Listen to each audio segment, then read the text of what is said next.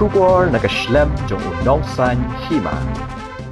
Dr. Mukul sangma ubade nongeram jong ka All India Trinamool Congress ulaong baka Jingdawa yake inline permit lani ka ILP kala Sawa ha Kylleng Sawdong ke Jylla Meghalaya bat Kiwei ke Jylla jong ka than chatai lammi ngi jong ka ri haba kren chikilat pathai khubor menta kasingi Dr. Mukul sangma ulaong ba watla na kalyang ka ying dorbar thawan ke Jylla kala depan pha yake jing menjor ban pentre kamno yake ILP hapo ke Jylla sha ka sarkar pedeng henrai hadu menta kampat shimla don satya kino ki dak kishin ban ay yake Jingdawa talk about the ILP. Now the overall demand for ILP became louder and louder all across the state of Meghalaya, including other states in the northeast. It has its own reason, as we have shared earlier. What was the main triggering factor?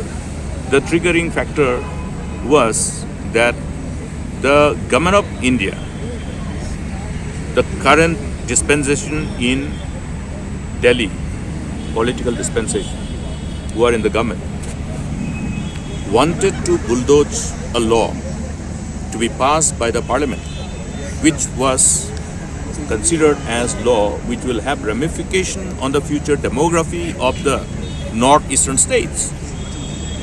And therefore, there was a collective resolve to oppose this very proposal of government of India. But did they listen? They did not listen. They bulldozed. They bulldozed in the parliament. And unfortunately, even the parties who committed to the people of the state, like the party which is leading the government in Meghalaya, the NPP, they have a lone MP from Meghalaya. The lone MPP from Meghalaya, representing Garo Hills Tura parliamentary constituency, supported the proposed enactment of that particular law. As the whole discussion for voting of the citizenship amendment bill was on, she voted in favor of the bill. So that is complete reflection of what was probably a collective decision taken by NPP, BJP and their other associated and allied political parties against the collective resolve with which the people of the northeastern region were opposing this particular legislative exercise by parliament, by BJP. Now, after the bulldozing of this whole legislative exercise and after CAB became an act, Citizenship Amendment Act, the demand for ILP became louder and louder in the state of Meghalaya that we have witnessed.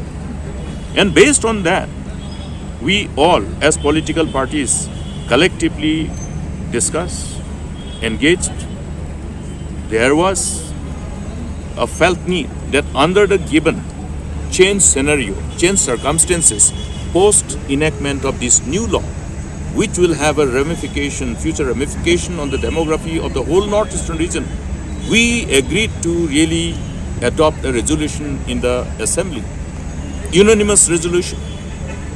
And that was also based on the assurance by the government, by the Chief Minister himself, that okay, we can just have a resolution, and once we have a resolution, it'll be a matter of days to get the approval from Government of India. Wasn't it the assurance? See, the collective intent of the people of the state will have to be understood from that perspective. Given the kind of resolution that was adopted unanimously, therefore, the engagement and the resultant outcome of that engagement culminated into a resolution which has been already submitted to Government of India.